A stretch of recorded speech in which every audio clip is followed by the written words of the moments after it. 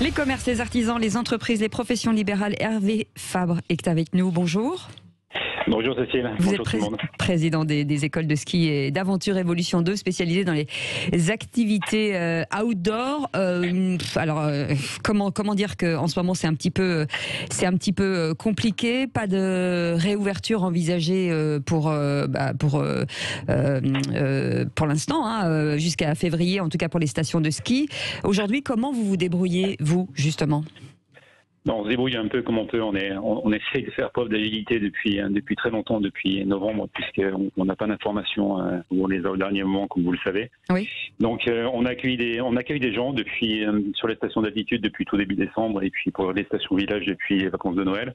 On accueille des gens il n'y a pas une fréquentation très importante comme on le sait, mais ce sont des gens qui sont ravis, qui sont donc si on voit le verre à moitié plein, les gens qui viennent sont ravis, et on pense tous en fait que les gens qui viennent cette saison reviendront vers nous l'année prochaine et les années futures pour le ski bien évidemment qui va revenir dans la sphère des activités, mais aussi pour d'autres activités qu'ils ont pu découvrir cet hiver. Mais quelles activités aujourd'hui sont possibles à la montagne ? La montagne, ce n'est pas que le ski depuis très longtemps. Il y a ce qu'on appelle les activités aventures, des activités outdoor.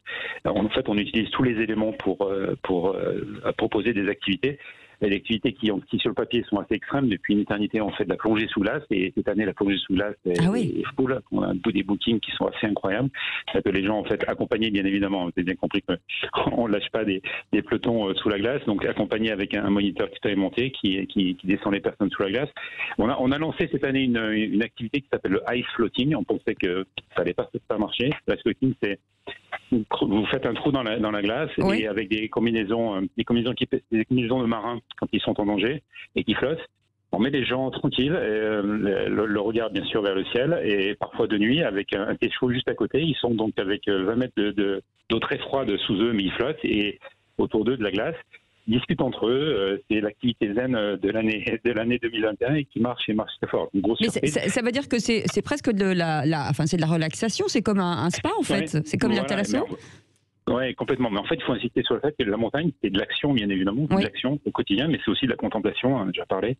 Et ça fait partie du côté zen et de la contemplation, puisqu'on a un regard partout autour sur la montagne. Martin Fourcade a exprimé hier sa tristesse sur Instagram concernant la fermeture des remontées. Et selon lui, cette décision du gouvernement, c'est aussi l'échec des stations qui n'ont peut-être pas réussi leur mue.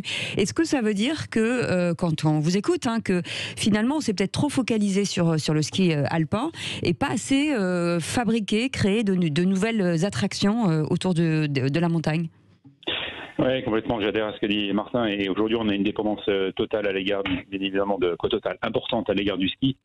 Et la montagne, vous vous rappelez que le tourisme de montagne n'a pas commencé par le ski. Le tourisme de montagne, au début du XXe siècle, a commencé par juste la neige. La neige, l'air pur et le panorama sur la montagne. On a mis le ski, et le ski, en fait, est devenu hégémonique, mais maintenant, depuis une quinzaine d'années, sur pas mal de sites d'altitude. Les activités d'aventure et les activités outdoor prennent des parts de marché, on va appeler ça comme ça, de plus en plus importantes. Donc ce qu'a dit Martin, c'est fort juste, et ce virage en fait qui nous est imposé aujourd'hui aura sans doute des répercussions très positives pour l'avenir. Ça veut dire que les moniteurs de ski qui aujourd'hui ne peuvent pas travailler, à part les moniteurs de fédération, ça veut dire que eux aussi doivent transformer, faire évoluer leur discipline, ou en tout cas leurs compétences?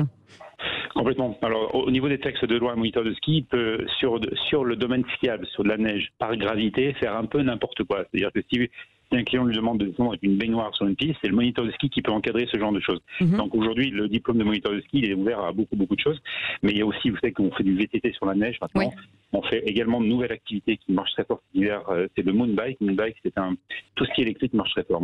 C'est un engin entre le VTT et la motoneige. Il y a une chenille qui vous permet d'aller sur le domaine skiable électrique. Le traîneau à chien marche très fort, la raquette aussi. Quand je dis marche très fort, c'est vraiment des niveaux de fréquentation qui sont très importants, sans doute entre 5 et 10 fois plus que d'habitude sur des saisons normales. Donc il y a beaucoup plus de monde en station, mais qui font du ski. Le ski est très cannibale en station.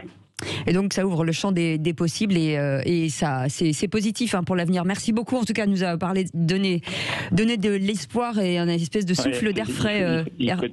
Il faut être positif. Ouais, absolument. En tout cas, merci d'avoir été avec nous, d'avoir partagé avec nous ces moments de fraîcheur. Hervé Favre, qui est président des écoles de ski et d'aventure Evolution 2, spécialisée dans les activités outdoor. Voilà des informations et peut-être des idées pour vous, pour vos vacances ou pour aller prendre un petit peu l'air à la montagne. Merci d'avoir été avec nous.